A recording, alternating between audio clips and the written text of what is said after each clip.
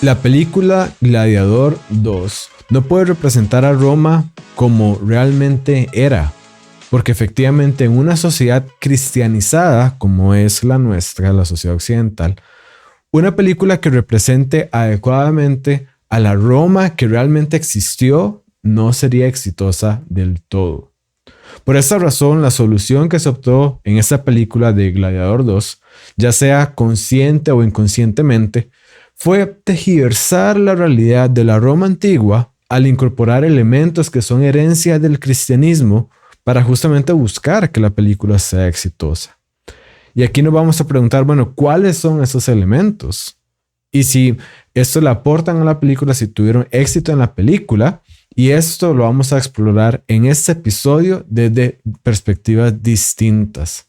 Entonces, pequeño resumen de lo que vamos a abarcar en este episodio es, primero, bueno, ¿cuáles elementos de Gladiador 2 efectivamente no son fieles a la realidad histórica?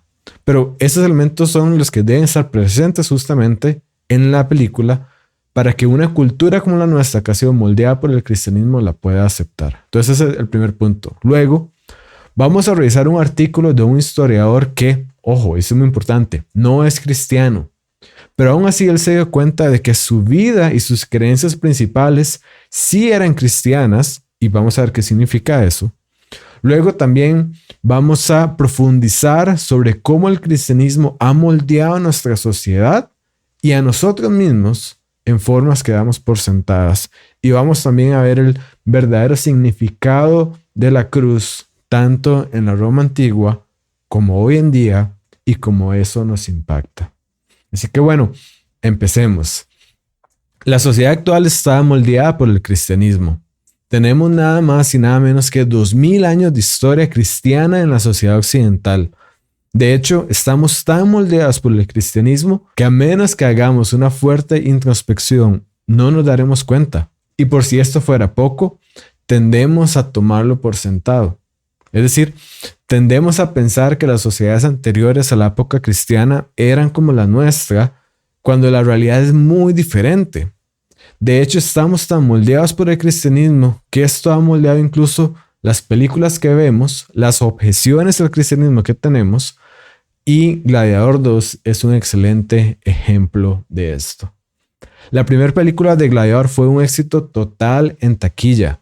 Todos salimos del cine con ganas de ser un gladiador o de luchar por algo, ¿verdad? Inspirados al ver la valentía y honor que se muestra en la película, y especialmente por esa escena épica donde Máximo dice que mi nombre es Máximo Décimo Meridio, comandante de los ejércitos del norte, general de las legiones del Félix, leal servidor del verdadero emperador Marco Aurelio, padre de un hijo asesinado, esposo de una esposa asesinada, y que alcanzaré mi venganza en esta vida o la próxima.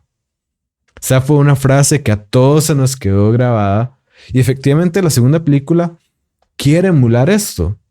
Pero mientras la veía, no pude evitar notar que había cosas muy importantes en la película que no iban de acuerdo a la época que estaban representando, la época del Imperio Romano. Por lo tanto, en muchas cosas esto era casi como que pusieran en la película que alguien estaba grabando las peleas con un celular. Es decir, o sea, simplemente hay cosas que no van de acuerdo a la época a la que pertenece la película. Y vamos a ver cuáles son estas cosas. Pero antes de eso quiero aclarar que no voy a hacer mucho spoiler de la película. Así que después de ver esta lista, aún así puedes ver la película si no la has visto. Pero sí te quiero advertir que después de ver esta lista no vas a poder ver esta película con los mismos ojos. Así que bueno, lo dejo en tus manos y vamos a empezar con esta lista. Primero, la dignidad universal del ser humano. Vemos que en la película los esclavos y marginados son presentados como figuras heroicas y personas con derechos inherentes, capaces de liderar revoluciones o inspirar cambios. Pero en la realidad, en la Roma antigua, los esclavos eran considerados simplemente propiedad. No tenían derechos legales ni eran vistos como personas plenas. Su valor estaba ligado exclusivamente a su utilidad para sus dueños. Sin embargo, el cristianismo tuvo un gran impacto en esto Porque la enseñanza bíblica de Génesis 1:27, de que Dios creó al ser humano a su imagen y semejanza, introdujo una idea radical para la época de que cada persona, sin importar su estatus, sin importar quién era o cómo había nacido, que cada persona tiene un valor intrínseco dado por Dios. Esto socavó lentamente el sistema esclavista de Roma y sentó las bases para lo que hoy conocemos como los derechos humanos. Esta idea de que todos, sin importar cómo nacimos, sin importar quiénes somos, tenemos ciertos derechos inherentes. Esto no era así en la Roma verdadera. Además, como segundo punto, vemos que el sacrificio se presenta como un acto altruista. En la película, los personajes principales se sacrifican desinteresadamente por el bienestar de otros, incluso arriesgando o entregando sus propias vidas. Sin embargo, en la realidad, en Roma, el sacrificio estaba motivado por la búsqueda de honor personal o simplemente por el engrandecimiento del imperio. No se entendía como un acto altruista. Sin embargo, esto cambió con Jesús. Cuando Jesús redefinió el concepto del sacrificio en Juan 15:13, y él dijo: nadie tiene mayor amor que este, que uno que dé la vida por sus amigos. Este principio que pone el amor y cuidado por otros como valores supremos transformó la idea del heroísmo en la cultura occidental, tanto que lo podemos ver en esta película, lo podemos ver en cualquier otra película, como el héroe es el que se sacrifica. Esto en la sociedad romana no era así, el héroe era el que conquistaba y punto. Vemos también, como tercer punto, que la justicia como un acto de redención y no solamente como venganza se presenta en esta película. Ahí vemos cómo la justicia no se presenta como un simple acto de castigo, sino como una forma de traer reconciliación y reparación por los daños causados. Pero para los romanos, la justicia significaba imponer castigos severos y mantener el orden mediante la fuerza. Era una herramienta de control político diseñada para demostrar el poder del Estado y disuadir rebeliones simplemente. No había nada más. Sin embargo, Jesús introdujo una visión diferente de la justicia. En lugar de centrarse nada más en la venganza, enseñó la importancia del perdón y la restauración. Romanos 12:19 dice: no se vengan ustedes mismos, dejen lugar a la ira de Dios. Este enfoque no solo busca castigar, sino también sanar relaciones y dar esperanza a quienes han cometido errores. Que esto es una idea totalmente ajena a la Roma del imperio. Vamos al punto 4. La percepción del martirio. Nuevamente, en la película vemos que los personajes mueren por sus ideales y que estos son retratados como héroes, dejando un legado inspirador. Y por eso se supone que nosotros deberíamos salir inspirados de la película. Pero en realidad, en Roma, el martirio era una forma de humillación pública. La muerte es en la arena, en el Coliseo, o en la cruz, o por uno de los muchos medios que tenían los romanos para matar a las personas, estaban diseñadas para deshumanizar y destruir la reputación de la persona. Estaban diseñadas para mostrar que el Imperio Romano tenía el poder y la autoridad para hacer lo que quisiera con quien quisiera y que por eso era mejor que no te metieras en su camino. Simple y sencillamente. Sin embargo, los primeros cristianos transformaron este mensaje del martirio en un acto de esperanza y fidelidad a Dios. En lugar de deshonra, el martirio se convirtió en un testimonio de fe que inspiró a muchas otras personas y sigue inspirando a muchas otras personas. Como punto 5 tenemos uno muy importante y es la posición de la mujer. Las mujeres en la película desempeñaban roles activos e influyentes, tomando decisiones importantes y participando en movimientos de resistencia.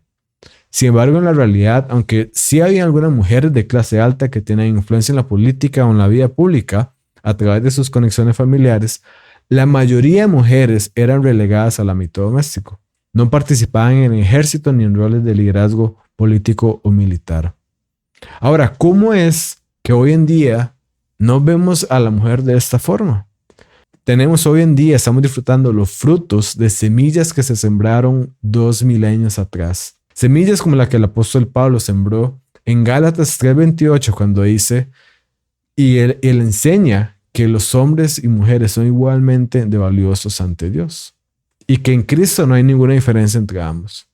Esto eventualmente influyó en la lucha por la igualdad de los derechos para las mujeres más cerca y no hace 2000 años, porque eso fue justamente una semilla que dio fruto en el tiempo.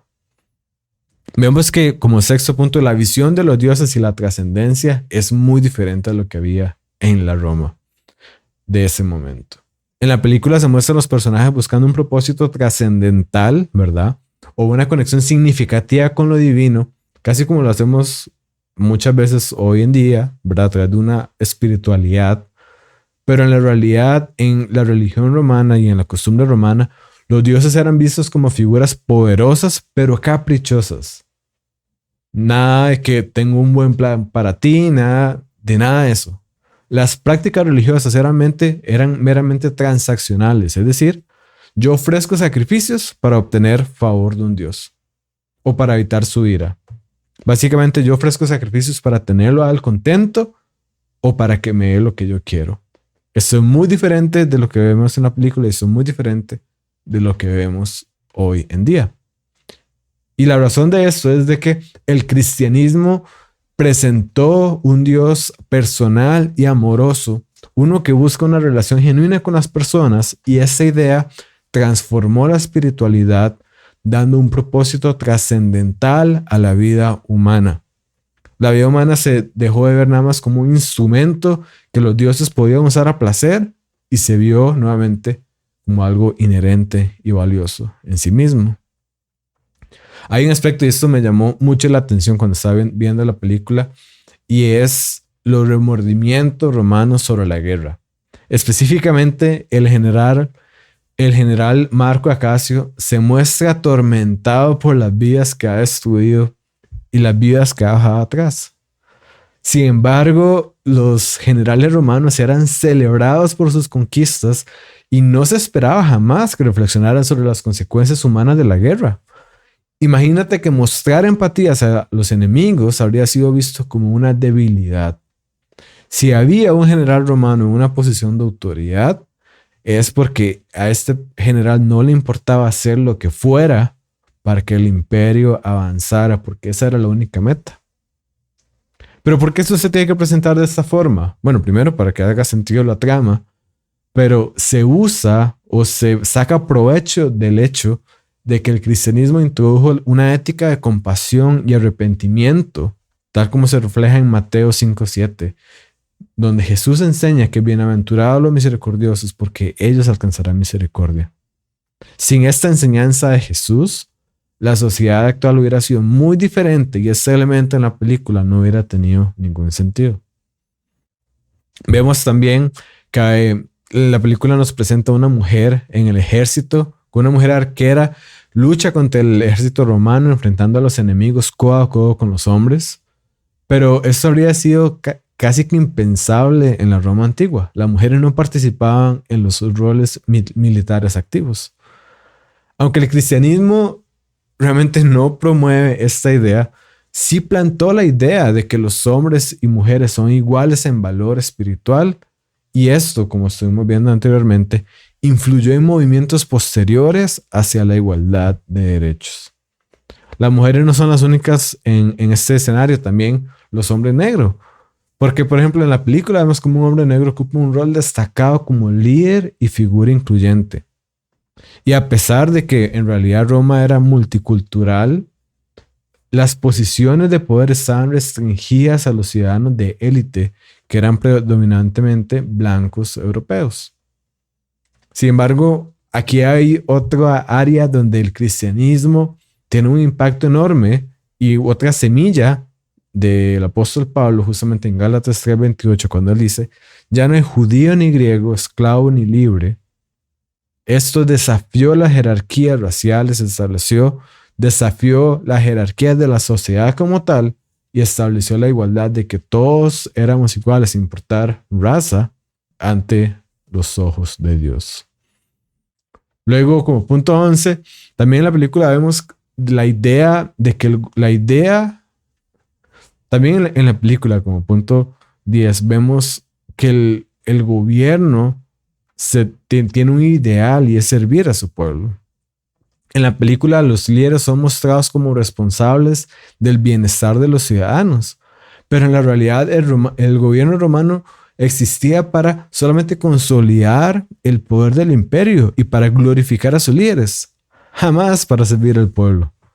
Sin embargo, nuevamente, Jesús y su enseñanza redefinió el impacto y lo que significaba liderar en versículos como por ejemplo en Mateo 20:26, que él nos dice que el que quiera ser primero entre ustedes será su siervo, y que él mismo vino a servir y no a ser servido. Conforme se popularizó el cristianismo, estas fueron enseñanzas que fueron cambiando la mera estructura, la propia esencia de la sociedad actual, hasta llegar a conocer lo que tenemos hoy en día. Y como último punto, entonces, tenemos la idea de que la libertad debería ser accesible para todos y que eso es algo intrínsecamente bueno. Es decir, en la película podemos ver cómo la libertad se presenta como un ideal universal digno de ser perseguido, pero en la realidad, en Roma, la libertad era deseada principalmente para evitar sufrimientos, literalmente para que no me maten, no como un derecho universal o algo que tenga valor intrínseco en sí mismo. Nuevamente, el cristianismo enseñó que la libertad no solamente es externa, sino también espiritual. Como por ejemplo en Gálatas 5:1, que el apóstol Pablo dice que para la libertad fue que Cristo nos liberó. Esta enseñanza influyó en movimientos como la abolición de la esclavitud y derechos civiles. ¿Qué podemos decir entonces? Gladiador 2 se encuentra atrapada entre dos mundos. Por un lado está el de la brutalidad y de la realidad de la Roma antigua, y por otro lado está el de los valores modernos moldeados por el cristianismo. La película no es fiel a la Roma antigua porque sencillamente no puede serlo. Es una proyección de los valores profundamente cristianizados que ahora forman parte de nuestra identidad cultural. Ahora, pasemos al siguiente punto. Quiero mostrarles un artículo de un historiador secular en donde él explica por qué, a pesar de no ser cristiano, él cambió su perspectiva sobre el cristianismo. Antes él lo consideraba como una religión opresiva que no tenía sentido y que frenaba el progreso humano. Pero luego llegó a verlo como la base de la civilización occidental. Este historiador se llama Tom Holland y, de una vez aclaro, no es el actor del Hombre Araña. Este es un historiador real que ha ganado múltiples premios y él escribió un artículo llamado ¿Por qué estaba equivocado sobre el cristianismo? Y vamos a verlo en este momento.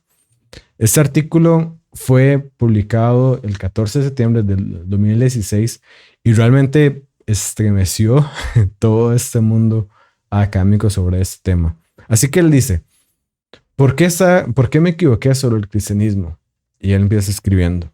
Me llevó mucho tiempo darme cuenta de que mi moral no es griega o romana, sino completa y orgullosamente cristiana. Y aquí recordemos que él no es cristiano, ¿verdad? Y él empieza diciendo, cuando era niño, mi educación como cristiano siempre fue desgastada por la fuerza del vendaval de mis entusiasmos. Primero fueron los dinosaurios. Recuerdo vivamente mi sorpresa cuando en un día en la escuela dominical abrí una Biblia para niños y encontré una ilustración en su primera página de Adán y Eva con un brachiosario. Puede que tuviera 6 años, pero de una cosa muy a mi pesar estaba seguro como una roca, y es que ningún ser humano había visto nunca un saurópodo. El hecho de que la maestra pareciera no importarle este error solo agravió mi sensación de indignación y desconcierto. Una tenue sombra de duda por primera vez había sido traído para oscurecer mi fe cristiana. Y él continúa diciendo, con el tiempo se oscureció aún más. Mi obsesión con los dinosaurios, glamorosos, feroces y extintos, evolucionó sin problema hasta convertirse en una obsesión con los imperios antiguos. Cuando leía la Biblia, el foco de mi fascinación no eran tanto los hijos de Israel o Jesús y sus discípulos como sus adversarios, los egipcios, los asirios, los romanos. De manera similar, aunque vagamente seguía creyendo en Dios, lo encontré infinitamente menos carismático que mis olímpicos favoritos, Apolo, Atenea, Dionisio. En lugar de establecer leyes y condenar a otras deidades como demonios, prefirieron simplemente divertirse. Y si eran vanidosos, egoístas y crueles, eso solo servía para dotarlos del encanto de estrellas de rock. Entonces, veamos aquí cómo él nos está diciendo, si vemos los dinosaurios, ¿verdad? A nadie le gustaría estar con un dinosaurio en este momento, pero ellos tienen por lo menos a mí también, que me llama la atención el tema de los dinosaurios, son máquinas de matar impresionantes, ¿verdad? Fueron máquinas de matar impresionantes. Entonces solamente el ponerse a imaginar y realmente ese asombro que le generan a uno, es algo que a uno definitivamente lo llama la atención.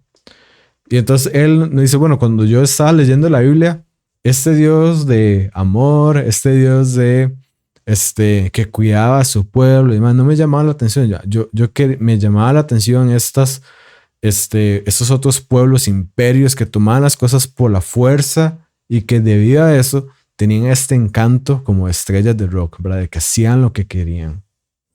Sigamos leyendo. Él dice, cuando llegué a leer a Edward Gibbon y a los otros grandes escritores de la Ilustración, estaba más que dispuesto a aceptar su interpretación de la historia. Ojo, que el triunfo del cristianismo había marcado el comienzo de una era de superstición y credulidad, y que la modernidad se basaba en el desempolvamiento de valores clásicos olvidados hace mucho tiempo. Es decir, y es justamente lo que muchas veces vemos, que se ve como que las sociedades antiguas, ¿verdad? Los griegos, los romanos, estaban progresando un montón y que llegó el cristianismo y el cristianismo fue el freno del progreso, ¿verdad? Que el cristianismo trajo una era de superstición en la historia humana, ¿verdad? Que se cambió la razón por la fe y que se usó todo eso para oprimir a las personas. Y que de repente, después en la modernidad, el ser humano despertó de eso y ya ahora está volvió a sacudirse del polvo del cristianismo, sacudirse de las cadenas que ataban el cristianismo y entonces va a poder florecer. Esa es básicamente la narrativa que muchas veces se nos da y eso es lo que él nos está diciendo que estaba listo de aceptar. Y de hecho, él dice, mi instinto infantil de pensar en el Dios bíblico como el enemigo de la libertad y de la diversión se racionalizó. Es decir, este argumento le dio a él una razón, valga la pena, racional para afirmar esta conclusión de que el Dios bíblico realmente no tenía este aura de estrella de rock, ¿verdad? Y solamente estaba enfocado en que él no tuviera libertad y en que él no tuviera diversión. Y dice, la derrota del paganismo había marcado el comienzo del reinado del Nobodari y de todos los cruzados, inquisidores y puritanos de sombrero negro que habían servido como sus acólitos. El color y la emoción habían sido drenados del mundo, ¿verdad? O sea, el mundo era muy interesante y llegó el cristianismo y echó a perder todo, ¿verdad? Básicamente. Has vencido, oh pálido Galileo, escribió Swinburne, haciéndose eco del lamento apócrifo de Juliano el Apóstata, el último emperador pagano de Roma. El mundo se ha vuelto gris con tu aliento. Instintivamente, él dice, acepté. Por lo tanto, tal vez no fue una sorpresa que continuara apreciando la antigüedad clásica con el periodo que más me conmovió e inspiró. Él dice, cuando llegué a escribir mi primera obra de historia, Rubicón, elegí un tema que había estado particularmente cerca del corazón de los filósofos, la época de Cicerón. El tema de mi segundo libro, Fuego Persa, era uno que incluso en el siglo XXI estaba sirviendo a Hollywood, como había servido no tengo ni idea cómo se pronuncia eso, imagino que es como Montaigne y Byron, como arquetipo del triunfo de la libertad sobre el despotismo y las invasiones persas de Grecia.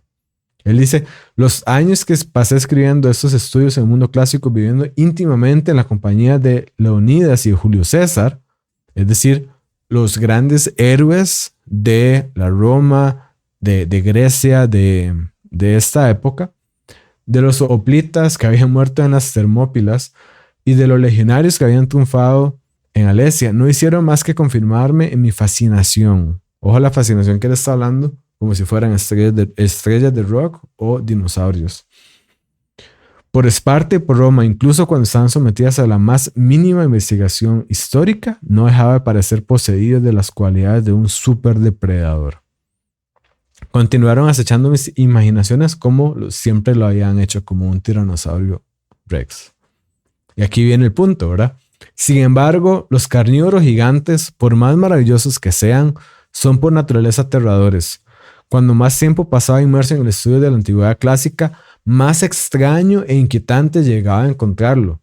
Los valores de Leonidas, cuyo pueblo, ojo, había practicado una forma peculiarmente asesina de eugenesia y había entregado a sus bebés para matar por la noche a los engreídos, no era nada de lo que yo reconocía como propio.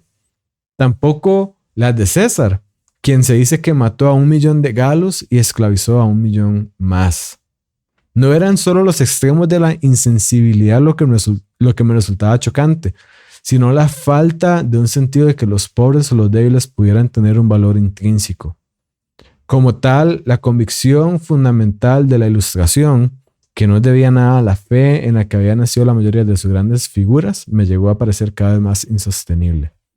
Es decir, aquí vemos como él está diciendo cómo estas grandes héroes que se consideran héroes en la antigüedad, en Roma, en Grecia, se parecen mucho a un dinosaurio, un tiranosaurio Rex que devora a su prima, que devora a su presa sin ningún remordimiento, sin ningún cuidado por los pobres, y cómo estos están, como estos son un ejemplo perfecto de algo que nos llame la atención, ¿verdad? Como un superdepredador. Pero ¿cómo hay una disonancia si pretendemos que de ahí vienen nuestros valores? Si de ahí pretendemos que viene nuestra idea de que hay que cuidar al pobre, de que cada persona tiene un valor intrínseco y de que no es solamente la ley del más fuerte. Hay algo que nos está calzando ahí. Y dice, continúa Tom Holland escribiendo, todo hombre sensato, escribió Voltaire, todo hombre honorable debe tener horror a la secta cristiana. En lugar de reconocer sus principios éticos que podrían deberle algo al cristianismo, prefirió derivarlos de una serie de otras fuentes, no solo de literatura clásica, sino de filosofía china y de sus propios poderes de la razón. Sin embargo, Voltaire, en su preocupación por los débiles y oprimidos, fue más marcado duramente por el sello de la ética bíblica de lo que le importaba admitir. Su desafío al Dios cristiano en una paradoja que ciertamente no era exclusivamente de él, se basaba en motivaciones que al menos en parte eran reconociblemente cristianas. Es decir, que cuando se estaba preocupando por los pobres, por los jóvenes, eso no era producto no era una herencia de estas figuras de la antigüedad que eran como un superdepredador. Aquí podemos ver cómo esas son herencias cristianas. Continúa él diciendo, a los judíos les predicamos a Cristo crucificado, declaró Pablo, como piedra de tropiezo y a los griegos locura. Y tenía razón. Nada podría haber ido más en contra de las suposiciones más profundamente sostenidas por los contemporáneos de Pablo, sean judíos, griegos o romanos. La idea de que un Dios pudiera haber sufrido tortura y muerte en una cruz era tan impactante que parecía repulsiva. La familiaridad con la narración bíblica de la crucifixión ha embotado nuestro sentido de cuán completamente novedoso era Cristo. Es decir, el hecho de que para nosotros sea común, ¿verdad? Así que Jesús fue crucificado, que Jesús se sacrificó por nosotros, el hecho de que nosotros tomemos eso por sentado porque simplemente hemos vivido así, esto hace que sea difícil reconocer realmente cuán novedosa es esa idea en términos de la historia. O sea, nuevamente, Estamos hablando de los superdepredadores que eran estos imperios. Y de repente estamos diciendo, no, la idea que yo tengo no es de sacrificarme, es de amar al prójimo. Solamente porque yo estoy metido en esa burbuja, para mí eso ya es normal, pero eso me hace perder de vista de que esto realmente es algo sumamente novedoso y que va en contra directamente de la narrativa que había en ese momento, que no era cuidar al pobre, que no era cuidar al más débil. Y aquí seguimos leyendo. Dice, en el mundo antiguo, el papel de los dioses que reclamaban gobernar el universo era mantener su origen, su orden, infligiendo castigo, no sufriendo ellos mismos, porque lo iban a hacer si eran superiores. Y él continúa. Hoy en día, incluso cuando la creencia en Dios se desvanece en todo Occidente, recordemos, él vive en Europa, un país que está mucho menos cristianizado que nuestros países aquí en Latinoamérica o incluso Estados Unidos. Dice, los países que una vez se conocieron colectivamente como cristiandad continúan llevando el sello de la revolución de 2 milenios que representa el cristianismo. Esta es la razón por la que, en general, la mayoría de personas que vivimos en sociedades post-cristianas todavía damos por sentado que es más noble sufrir que infringir el sufrimiento. Es por eso que generalmente asumimos que cada vida humana tiene el mismo valor. Así que él concluye, en mi moral y ética he aprendido a aceptar que no soy griego ni romano en absoluto, sino que soy completa y orgullosamente cristiano. Ahora, aquí hay que entender muy bien lo que él está diciendo, ¿verdad? Él no está diciendo que él es cristiano en el sentido de su fe, de que él acepta a Jesús como su Señor y Salvador, de que Jesús resucitó, ¿verdad? Él no está diciendo eso. Él lo que está diciendo es de que he aprendido a aceptar de que mi moral, mi ética, no viene de los griegos, no viene de los romanos. Porque la ética que ellos tenían no era de sacrificarse por amor, no era no era aquella de que era más noble sufrir que infringir su sufrimiento. La ética y la moral que los romanos, los griegos tenían era totalmente lo contrario.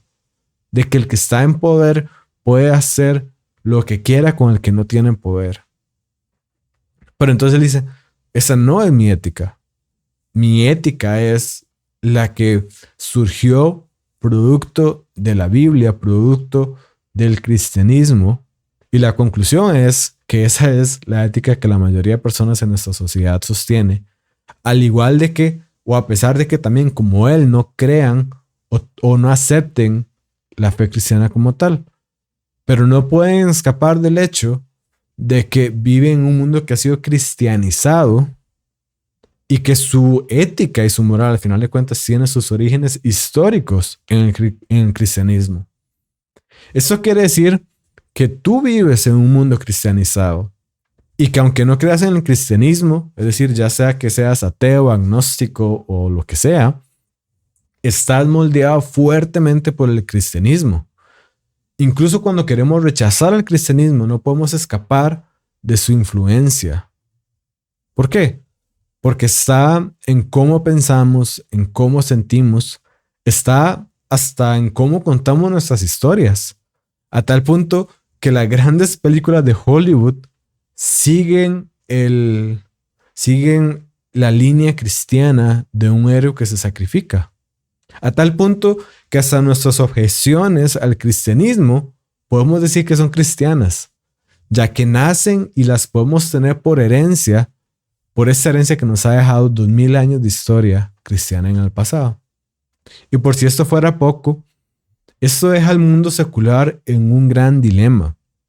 Si Dios no existe y si fuera cierto que nuestros valores y nuestra moralidad están condicionadas totalmente por nuestra sociedad, ya que no hay ningún estándar para la moralidad como normalmente se nos dice. Entonces, si esto fuera así, no tendría sentido alguno criticar el cristianismo, porque para empezar, no está realmente mal, porque no hay un estándar último. Lo único que podríamos decir, si acaso, es que no está de acuerdo con mis valores o con los valores de mi sociedad actual. Pero eso no quiere decir que esté realmente mal.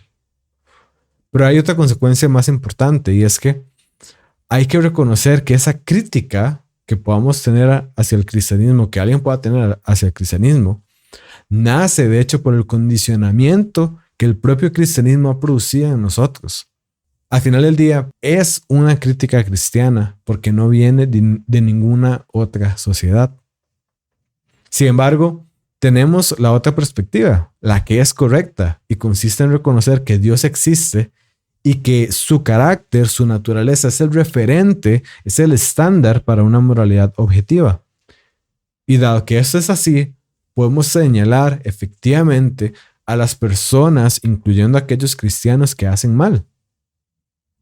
Y nuestra búsqueda de llevar a la sociedad a un mayor bien y de progresar realmente tiene sentido porque hay un estándar, hay un referente hacia el cual queremos llegar. Y este referente y este estándar no es solamente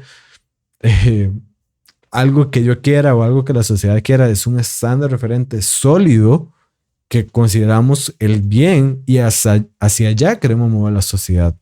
Sin el cristianismo, la idea de progreso no tendría sentido tampoco. Así que progreso en moralidad, en la ética, en nuestros comportamientos, nuevamente, somos profundamente cristianos. Y no puedes tener los frutos del árbol si no tienes el árbol primero. Ahora bien, volvamos por un momento a la película.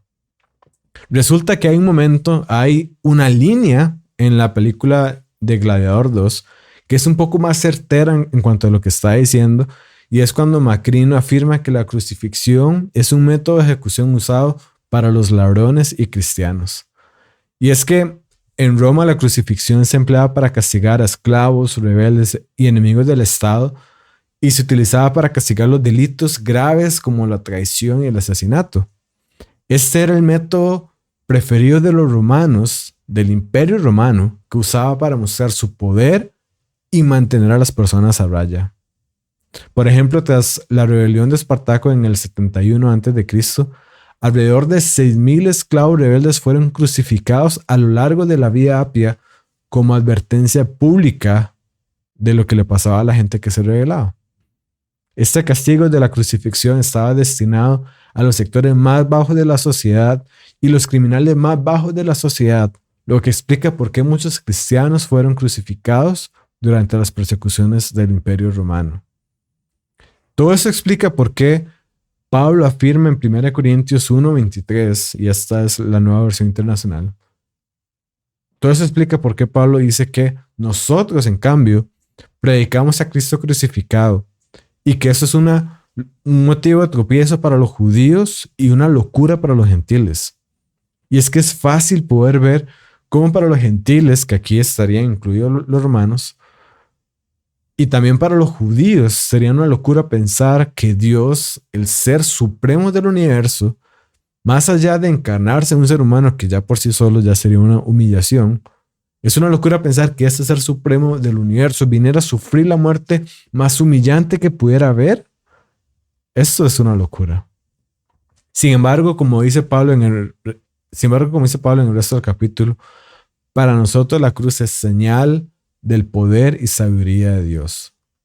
¿No te has puesto a pensar cómo es que este instrumento de humillación, control y tortura se convirtió en un símbolo de esperanza para millones de personas? Tanto así que lo tenemos en nuestros edificios y hasta muchas personas lo llevan en sus cuellos también. La respuesta nuevamente está en el cristianismo y en Jesús y cómo su mensaje redefinió el significado de la cruz. Aquello que en un momento era un instrumento de control y de humillación, en el que los criminales eran colgados en público para que todos vieran el poder del imperio y el destino de los que lo desafiaban, Jesús lo tomó y lo convirtió en el mayor símbolo de victoria. Esto nos debe dejar dos cosas para analizar. Si somos cristianos, vemos que hoy en día vivimos en una cultura que da muchas cosas por sentado y en especial, como hemos estado viendo, da el cristianismo por sentado. De hecho, muchos cristianos muchas veces permitimos que la cultura nos influencie Pero no se nos debe olvidar de que la cruz no solo es un símbolo de esperanza, no solo es un símbolo de salvación, sino que también nos debe recordar que nuestra fe transformó el mundo precisamente porque los primeros cristianos no se conformaron y tampoco lo debemos de hacer nosotros. Recordemos que Roma era una sociedad en la que la igualdad humana no era un principio reconocido y que los derechos que tenía una persona eran dependientes de su estado social y que esto resultaba en que los ciudadanos tuvieran privilegios mientras los esclavos y las mujeres eran considerados inferiores. Los débiles y vulnerables no tenían valor. Los recién nacidos no deseados eran abandonados en basureros, porque en la Roma antigua los recién nacidos y los enfermos o discapacitados muchas veces eran desechados por ser una carga. En este punto también es inevitable ver el paralelo con cambios que se están haciendo hoy en día en nuestras propias sociedades, especialmente en temas de aborto y eutanasia, con lo cual también debería hacernos pensar y reflexionar si en esos casos estamos caminando hacia la dirección correcta. Y debería darnos cuenta de que de acuerdo a la moralidad que nosotros tenemos, la idea no es repetir lo que hacía el Imperio Romano. Y en medio de todo este contexto, los primeros cristianos, siguiendo las enseñanzas de Jesús, como cuando en Mateo 25:40 él dice que lo que hicieron por uno de mis hermanos más pequeños lo hicieron por mí.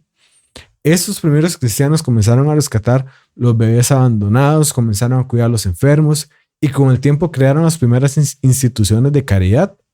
Con el tiempo también, con el fin de conocer más a Dios y la revelación que Él nos había dado en el mundo natural, se desarrollaron las instituciones de educación como las conocemos hoy en día y también se llegó a desarrollar el método científico. Es decir, en una sociedad en que la libertad era un privilegio y no un derecho, el cristianismo introdujo la idea de que fuimos llamados a ser libres y ese concepto inspiró movimientos históricos que buscaron liberar a los oprimidos, desde la abolición de la esclavitud hasta la lucha por los derechos civiles. La libertad no es un accidente histórico o algo que simplemente salió bien por casualidad. Es un producto, sin lugar a duda, del mensaje de Jesús. Así que como cristianos debemos seguir el ejemplo de nuestros hermanos en la fe y llevar el mensaje de Cristo. No podemos perder aquello que literalmente volteó al mundo de cabeza. Recordemos que Jesús enseñó que la sal, cuando pierde su sabor, ya no sirve. Entonces, lejos de no participar en la cultura o ser influenciados por ella, debemos compartir la verdad de Jesús con el mundo entero. Este mensaje que transforma no solo sociedades, sino también los corazones de las personas, y esto fue cierto en la Roma antigua y sigue siendo cierto en la actualidad. Por otro lado, si no eres cristiano, te hago dos preguntas. La primera es, si el cristianismo fuera cierto, ¿te harías cristiano? Si tu respuesta es que no, realmente voy a orar por ti. Y déjame decirte que tu problema no es falta de evidencia, no es alguna objeción que tengas, porque tú mismo estás diciendo que no creerías en algo aunque fuera verdad, solamente porque es de cristianismo. Pero si tu respuesta es sí, si tu respuesta es afirmativa, entonces te invitaría a preguntarte por qué el cristianismo pudo revolucionar el mundo a tal punto. No fue una casualidad esto que pasó. Esta revolución no fue sencilla y costó sangre y muchas vidas. Y solamente tomemos el ejemplo de Jesús. Y si analizamos a los seguidores más cercanos de Jesús, los discípulos, aquellos que efectivamente sabían si Jesús había resucitado o no, que no eran seguidores de hace 200 años después de los eventos, que nada más creían mucho, no. Ellos sabían y tenían la información de si Jesús había resucitado o no. Y llama mucho la atención de que ellos estuvieron dispuestos a dar su vida por este mensaje. Nadie está dispuesto a morir por algo que sabe que es mentira, pero ellos estuvieron dispuestos a dejarlo todo, incluyendo su vida, por predicar el mensaje de que Jesús resucitó, porque ellos sabían que era verdad. Nuevamente, no estamos hablando de alguien que llegó 200 años después y nada más creía mucho en Jesús, a tanto que dio su vida por algo que estaba convencido de que era verdad. Estamos hablando de personas que comieron, bebieron con Él, estuvieron con Él y que ellos tienen tenían esta información de si Jesús había resucitado o no.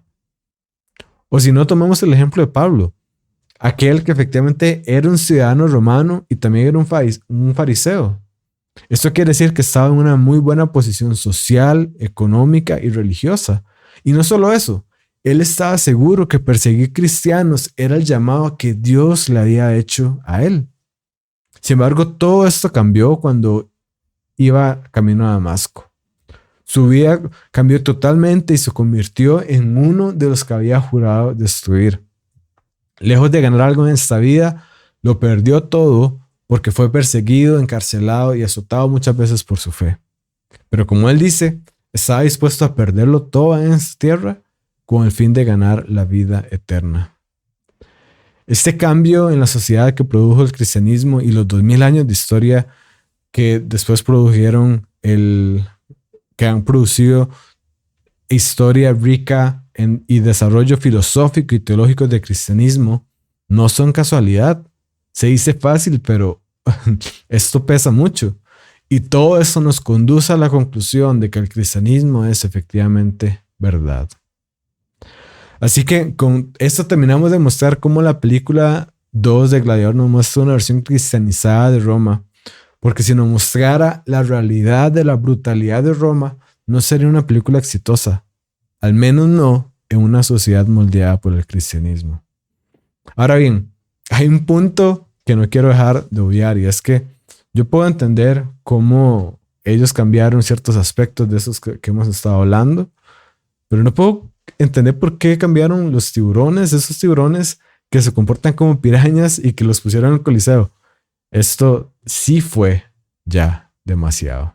Quiero dejarles también un recurso donde ustedes pueden aprender más de todo esto que hemos estado hablando y la herencia realmente que ha tenido el cristianismo. Entonces, si ustedes vienen aquí a mi sitio web, es diegofallas.com, y van aquí a Aprende y van a libros recomendados, ahí van a ver toda una sección de libros sobre diferentes temas. Aquí, por ejemplo, tenemos Caso a favor del cristianismo, cultura. Hay libros en inglés y en español. Y para los que saben inglés, y tal vez si alguien no sabe leer inglés, aquí justamente arriba hay una sección donde te va a enseñar cómo puedes acceder al material de un libro en inglés, incluso si no dominas el idioma. Pero si alguien quiere saber más de esto que hemos estado hablando, puede bajar aquí a la sección que se llama justamente El impacto del cristianismo en la sociedad. Y aquí hay excelentes libros que profundizan sobre este tema.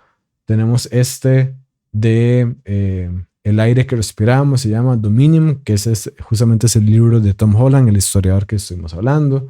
Está uno de John Dixon, Abdi Murray, y más. Aquí hay varios que ustedes pueden profundizar más. Y este episodio también, si ustedes lo quieren escuchar, va a estar disponible en podcast, y el podcast lo pueden encontrar pues obviamente en las plataformas de podcast. Se llama también Realidad sin filtros. Entonces ahí lo pueden encontrar también. Y con eso, voy a ir terminando. Y con esto, también recordarles que hoy fue un live stream ahí que no estaba planeado, pero la otra semana sí vamos a volver con los live streams los viernes con Jorge normal. Y por mientras también no se olviden de seguir las plataformas de CrossExamine en español. Ahí tenemos la aplicación de CrossExamine, que es la primera aplicación de apologética en español.